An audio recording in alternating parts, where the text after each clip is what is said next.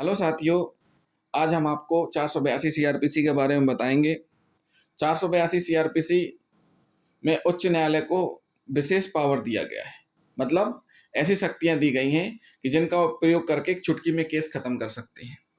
तो साथियों, ये शक्तियां क्यों दी गई हैं इसके बारे में भी हम जान लेते हैं।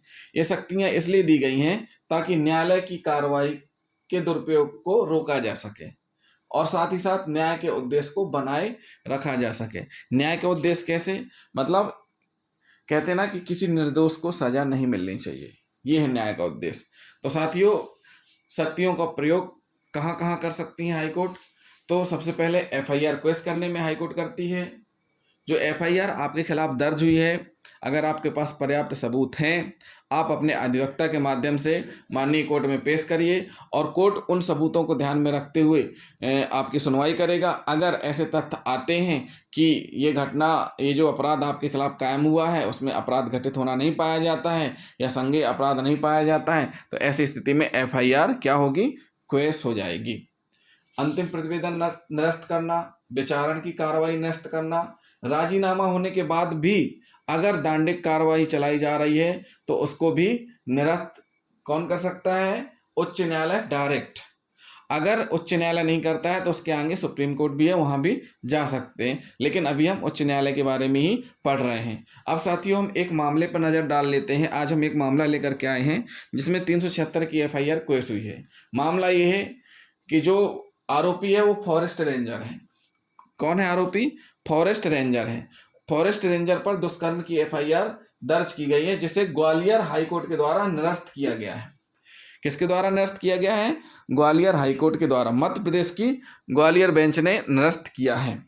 अब देखिए घटना है क्या है। घटना है आरोपी की पहचान युवती से 2014 में हुई। जो एफआईआर में जो लिखा गया है उसके बारे में हम बता रहे हैं।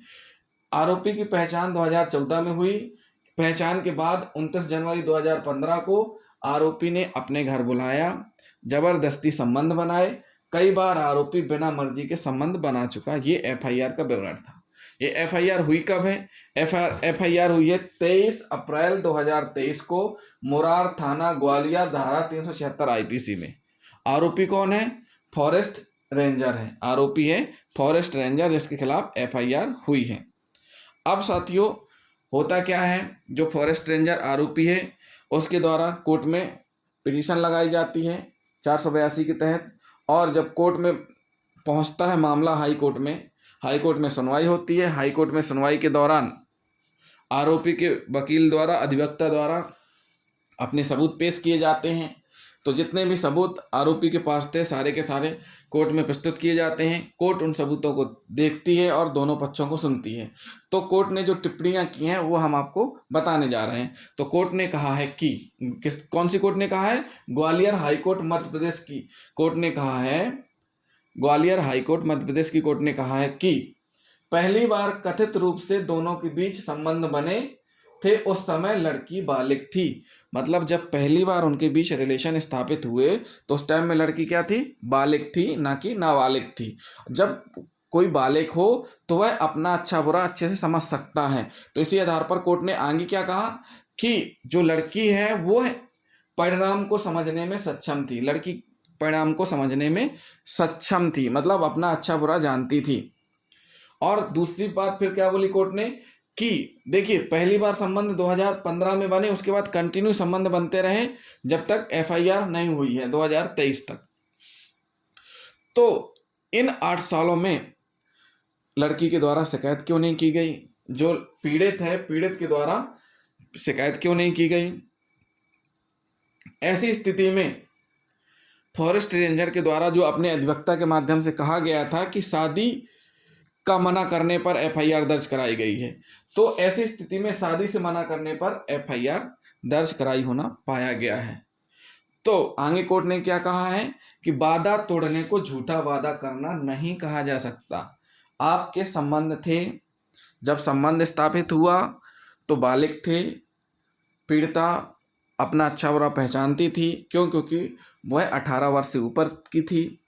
ऐसी स्थिति में कोर्ट ने माना कि पिछले 8 सालों में उसके द्वारा कहीं भी शिकायत नहीं की गई। जैसे ही घटना दिनांक से 2 वर्ष पूर्व फॉरेस्ट रेंजर आरोपी का फॉरेस्ट रेंजर पोस्ट पर सिलेक्शन हुआ, उसके बाद से ही ये स्थितियां निर्मित होने लगी, शादी का दबाव बनाया जाने लगा। जब आरोपी ने शादी से मना कर दिया तो ये एफआईआर दर्ज कराई गई। इस कारण इस एफआईआर को निरस्त कर दिया गया इन टिप्पणियों के साथ कोर्ट ने। और कोर्ट ने यह भी कहा कि वादा तोड़ने को झूठा वादा करना नहीं कहा जा सकता। तो जिन साथियों ने हमारा चैनल सब्सक्राइब नहीं किया तो हमारे चैनल को सब्सक्राइब कर लें।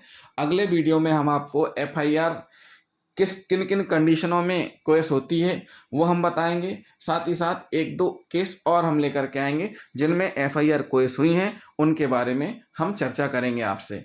थैंक यू दोस्तों।